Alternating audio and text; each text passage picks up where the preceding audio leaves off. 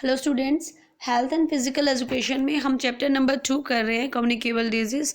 अब तक हम टाइप्स ऑफ डिजीज़ कर चुके हैं, कम्युनिकेबल, नॉन कम्युनिकेबल डिजीज़ हम लोग कर चुके हैं। इसके बाद का जो नेक्स्ट टॉपिक हमारा, इससे पहले जो हमारा टॉपिक आया था mode of transmission of communicable disease, और अब हमारा जो टॉपिक है वो है body defence. Body defence means हम ये कह सकते हैं कि हमारी बॉडी खुद से इतना अच्छा एक्सीलेंट सिस्टम है हमारी बॉडी का खुद को प्रोटेक्ट करने का डिजीज़ से, कि हमें बाहर की चीज़ों की ज़्यादा ज़रूरत नहीं पड़ती है। हमारी बॉडी खुद से इतनी इम्यूनिटी रखती है कि हम लोग इस टाइप की डिजीज़ से ठीक हो सके।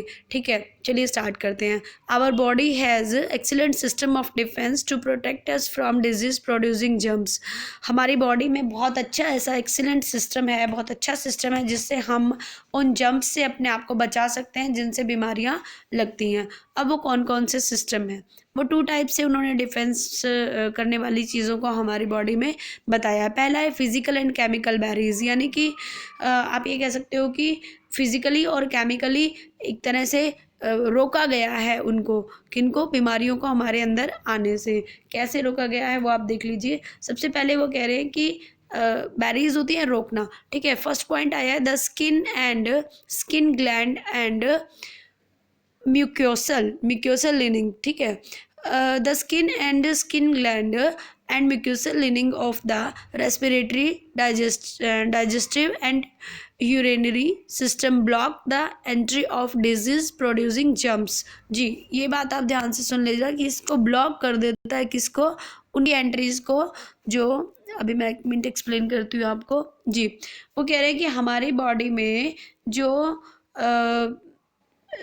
स्किन है या स्किन ग्लैंड है या म्यूकोसल लिनिंग है, वो हमारी बॉडी में रेस्पिरेटरी सिस्टम में, डाइजेस्टिव सिस्टम में और यूरिनरी सिस्टम में, हम ये कह सकते हैं कि इन जगह पे किसी टाइप्स के जर्म्स को आने ही नहीं देती। कौन? हमारी स्किन ग्लैंड, हमारी मस्कुलस लिनिंग, ये सब चीज़ें हमारे मेन जो पार्ट्स हैं वहाँ तक जर्म्स को पहुँचने ही नहीं देती। ठीक है, सेकंड वाला आ रहा है केमिकल एंड एंजाइम्स।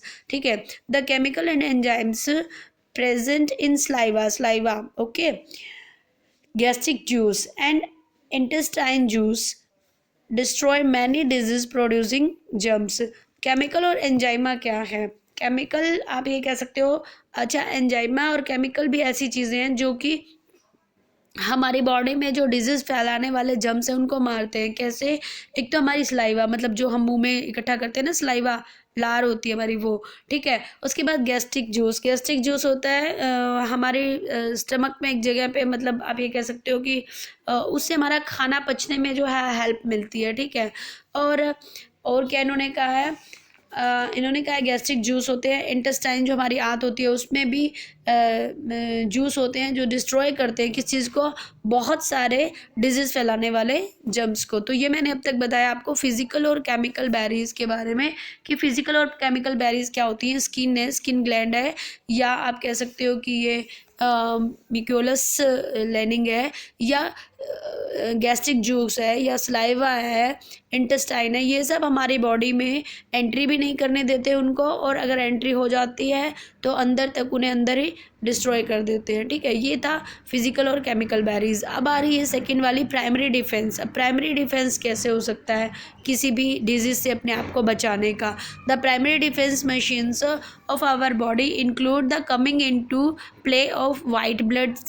ठीक है, वाइट ब्लड कॉर्पस, उसके बाद लैम्प्स नोड्स और इन्फ्लेमेटरी रिएक्शन। 3 चीज़ें होती है जिनके थ्रू हम डिजीज़ से बच सकते हैं। सबसे पहला है वाइट ब्लड सेल्स भी बोल देते हैं इनको, वैसे वाइट ब्लड्स कॉर्पस। इसे नॉर्मल हिंदी में हम लोग रेड ब्लड सेल्स होते हैं, जैसे वाइट ब्लड सेल्स होते हैं ऐसे होता है। ठीक है, तो हम लोग हिंदी में बोलते हैं श्वेत रक्त कणिका, वाइट ब्लड, WBC भी बोल देते हैं। ठीक है, WBC जो है वो क्या करती है? WBC हमारी बॉडी में जो इम्यूनिटी बढ़ा देती है हमारी। ठीक है, इम्यूनिटी बढ़ने से क्या होता है कि हम लोगों की इम्यूनिटी ज़्यादा स्ट्रॉन्ग होती है तो हम डिजीज़ फैलाने वाले जर्म से इजीली उनको डिस्ट्रॉय कर सकते हैं। ठीक है, दूसरा आ रहा है द लैम्प्स नोड्स एक तरह से आप ये कह सकते हो कि एक तरह से इस टाइप की चीज़ होती है जो फिल्टर करती है हमारी बॉडी में जाने वाले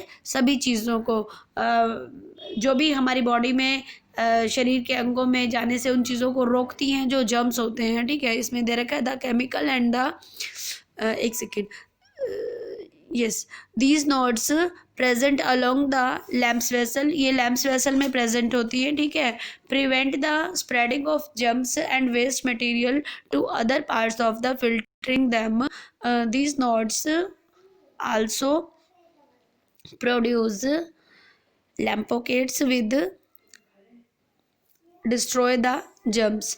ये कहते हैं कि ये इस टाइप्स की एक टाइप से लैम्प्स वेसल होता है, उसके अंदर प्रेजेंट होती हैं ये नोड्स, और ये नोड्स क्या करती है, नोड्स एक तरह से गांठें कह सकते हो आप, ठीक है।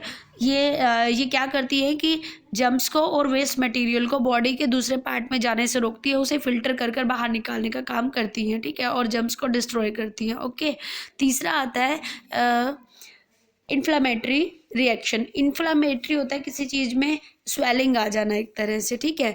In this reaction the germs are bought to a particular area of the body due to the dilation of blood vessel and are destroy there by the white blood cells, okay, WBC।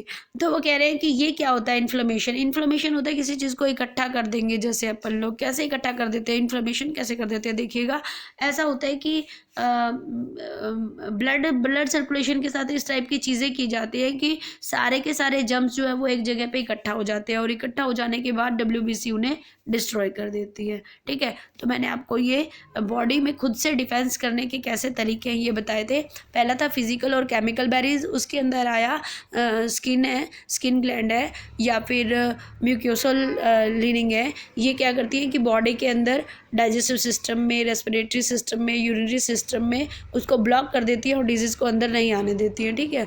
उसके बाद आता है chemical और enzyme. Chemical और enzyme में saliva है, gastric juice है, ठीक है, और इंटेस्टाइन जूस है।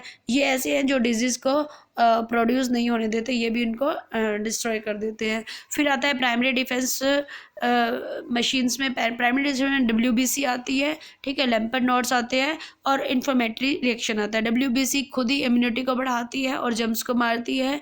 लैम्पर्ट नोड्स क्या करते हैं कि उसे फिल्टर करते हैं और जर्म्स और वेस्ट मटेरियल को बॉडी से बाहर निकालने का काम कर रहे हैं। फिर इन्फ्लेमेटरी क्या होती है कि सारे जर्म्स को एक जगह पे इकट्ठा किया जाता है और फिर WBC उन्हें डिस्ट्रॉय कर देती है। ओके, नेक्स्ट जो हम पढ़ेंगे कि हमारी इम्यूनिटी क्या होती है, किस टाइप की होती है इम्यूनिटी मतलब अपने आप को अपने बॉडी में इस प्रकार की एंटीबॉडीज़ बन जाना कि जो जर्म्स है, जो वायरस है, वो हम पे इफेक्ट ना करें। जैसे अब कोरोना फैला हुआ है तो हम लोग कहते हैं ना कि इम्यूनिटी स्ट्रांग होगी तो कोरोना का ज़्यादा असर नहीं होगा, ठीक है। चलिए नेक्स्ट टॉपिक में हम करेंगे इम्यूनिटी। Thank you.